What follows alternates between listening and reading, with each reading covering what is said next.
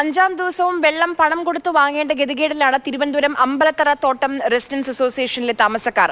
Pumping ആരംഭിച്ചിട്ടും ഈ ഭാഗത്തെ 350ഓളം വീടുകളിൽ വെള്ളം എത്തിയിട്ടില്ല. അമ്പലത്തറയിൽ നിന്ന് AK സ്റ്റെഫിൻ നമുക്കൊപ്പം വിവരങ്ങളുമായി ചേരുന്നുണ്ട്. സ്റ്റെഫിൻ, അഞ്ചാം ദിവസവും കുളിക്കാതെ കുടിക്കാതെ കിട്ടാൻ പോലും വെള്ളമില്ലാത്തൊരവസ്ഥ, അത് പറഞ്ഞറിയിക്കാൻ കഴിയില്ല. എത്രത്തോളം പ്രയാസത്തിലാണ് അവിടെയുള്ള ആളുകൾ? പമ്പിങ് പുനരാരംഭിച്ചെങ്കിലും അമ്പലത്തറ ഭാഗത്ത് ഇപ്പോഴും വെള്ളം എത്തിയിട്ടില്ല എന്നുള്ളതാണ് കാഴ്ച. ഈ ബക്കറ്റൊക്കെ തുറന്നു വെച്ച് പൈപ്പിന്റെ ചുവട്ടിൽ ഇങ്ങനെ വെള്ളത്തിന് വേണ്ടി കാത്തിരിക്കുന്ന ഒരവസ്ഥയാണ് ഇവിടെ ഈ റെസിഡന്റ് അസോസിയേഷനിൽ ഒട്ടുമിക്ക വീടുകളിലും ഉള്ളത്. അതോടൊപ്പം തന്നെ മഴവെള്ളം പിടിക്കാനായിട്ട് ബക്കറ്റൊക്കെ നിരത്തി വെച്ചുകൊണ്ട് അവർ കാത്തിരിക്കുകയാണ് വെള്ളത്തിന് വേണ്ടി. ഒപ്പം ഈ ദൃശ്യങ്ങളിൽ കാണാം, ഇതേപോലെ കുപ്പിവെള്ളമൊക്കെ പണം കൊടുത്ത് വാങ്ങേണ്ട ഒരു ഗതികേടിലാണ് യഥാർത്ഥത്തിൽ ഇപ്പോഴും തിരുവനന്തപുരം നഗരത്തിലെ ആളുകൾ ഉള്ളത്. ചേട്ടാ, ഇപ്പോൾ ഇതിൻ്റെ റെസിഡന്റ് അസോസിയേഷൻ്റെ ആളുകളുണ്ട്. എന്താണ് ഇപ്പം ഇതുവരെ വെള്ളം വന്നിട്ടില്ല അല്ലേ? എന്താ സ്ഥിതി? ഇതുവരെ വന്നില്ല. 5 ദിവസം മുമ്പ് നമുക്ക് വെള്ളം പോയതാണ്. പക്ഷേ ഇതുവരെ അത് പുനഃസ്ഥാപിക്കാൻ കഴിഞ്ഞില്ല. ബാക്കി ഇന്നലെ രാത്രി അറിയിച്ചതനുസരിച്ച് നമ്മൾ രാവിലെ വെള്ളം കിട്ടും എന്നുള്ളൊരു പ്രതീക്ഷയായിരുന്നു. പക്ഷേ ഇതുവരെ വെള്ളം നമ്മളെ ഈ പ്രദേശത്ത് കിട്ടിയിട്ടില്ല. മറ്റു സ്ഥലങ്ങളിലൊക്കെ വെള്ളം കിട്ടിയിട്ടുണ്ട് എന്നുള്ളത് മനസ്സിലാക്കാൻ സാധിക്കുന്നുണ്ട്.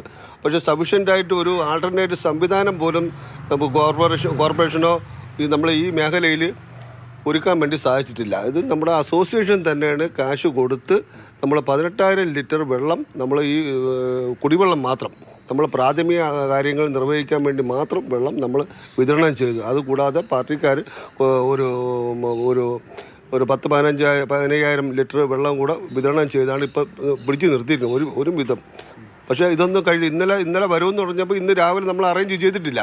ഇന്നലെ ഉറപ്പായിട്ട് കിട്ടുമെന്നുള്ളത് മേയർ പറഞ്ഞു. അതനുസരിച്ച് നമ്മൾ രാവിലെ ഒന്നും കരുതിയിട്ടില്ല. പക്ഷേ നമ്മളിപ്പോഴും വീണ്ടും നമ്മൾ റിസർവിൽ കുറച്ച് പറഞ്ഞു വെച്ചിട്ടുണ്ട് വെള്ളം, ഒരു 12,000 ലിറ്റർ വെള്ളം കൂടെ, അതും കൂടെ ഇപ്പം ഉടൻ തന്നെ നമ്മൾ 100-300 വീടുള്ളിടത്ത് പര്യാപ്തമാവില്ല.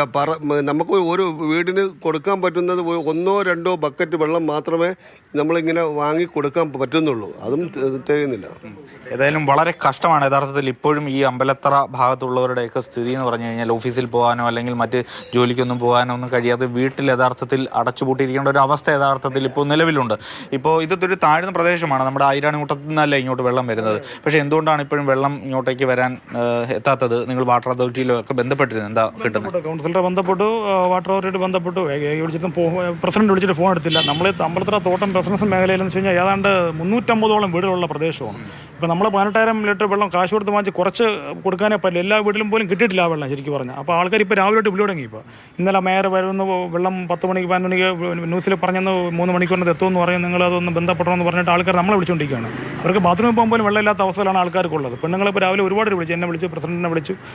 നമുക്കിപ്പോൾ എന്ത് പറയണമെന്ന് പറഞ്ഞു വരാൻ പറ്റാത്ത അവസ്ഥയിലാണ് നമ്മൾ നിൽക്കുന്നത്. ഇപ്പോൾ എന്ത് പറയട്ടെ? സാധാരണ ഇവിടെ ഈ വെള്ളത്തിന് ഇങ്ങനെയൊക്കെ ബുദ്ധിമുട്ടുണ്ടാകുന്ന സ്ഥലമാണോ? സാധാരണ ഇത് നേരത്തെ ഇത്തരം ഒരു ബുദ്ധിമുട്ടുള്ള പ്രദേശമല്ല.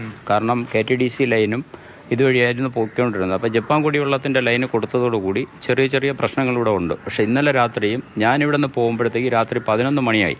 ഈ 10:30 മണിക്ക് ഞങ്ങൾ ടാങ്കറിൽ വെള്ളം കൊണ്ടുവന്ന് ആ ജനങ്ങൾക്ക് എല്ലാം 2 ബക്കറ്റ് വെള്ളമാണ് കൊടുത്തിട്ടുള്ളത്. ഇത് കൊടുത്ത് ഞങ്ങൾ അപ്പോഴും അവരുടെ അടുത്ത് എപ്പോൾ കിട്ടുമെന്ന് ചോദിച്ചപ്പോൾ 12 മണി കഴിഞ്ഞ് വെള്ളം കിട്ടുമെന്ന് പറഞ്ഞു. രാവിലെയും ഞാനും അനുഭവിക്കുന്നതാണ്. കാരണം രാവിലെ 5 മണി മുതൽ ആൾക്കാർ വിളിച്ചുകൊണ്ടിരിക്കുന്നത്. പക്ഷേ വെള്ളം കിട്ടുമെന്ന് പറഞ്ഞിട്ട് ഈ പ്രദേശത്ത് ഇതുവരെയും വെള്ളം എത്തിയിട്ടില്ല. എത്രയും പെട്ടെന്ന് ആ ജനങ്ങളുടെ ഒരു ബുദ്ധിമുട്ട് മാറ്റണം. ഇല്ലാന്നുണ്ടെങ്കിൽ വീണ്ടും ഞങ്ങൾ കാശ് കൊടുത്ത് വെള്ളം മാറ്റി ഇവിടെ കൊടുക്കേണ്ട സാഹചര്യമുണ്ട്. പക്ഷെ മേയർ പറഞ്ഞ രീതിക്ക് ഇതുവരെയും വെള്ളം ഈ പ്രദേശത്ത് എത്തിയിട്ടില്ല. വളരെ താഴ്ന്ന പ്രദേശമാണ്.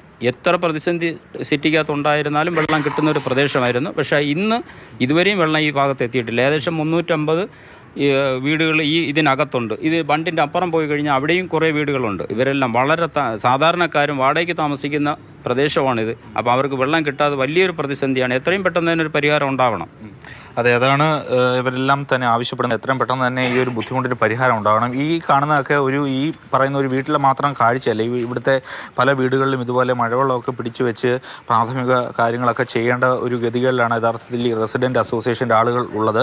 ഇപ്പോൾ ഈ വെള്ളം എത്തി അല്ലെങ്കിൽ പമ്പിങ് തുടങ്ങി വെള്ളം എല്ലായിടത്തും ലഭ്യമായിട്ടുണ്ടെന്നൊക്കെ അവകാശപ്പെടുമ്പോഴും ഇത്ര സമയമായിട്ടും ഇപ്പോഴും ഈ പ്രതിസന്ധി പലയിടങ്ങളിലും രൂക്ഷമായി തന്നെ തുടരുകയാണ്.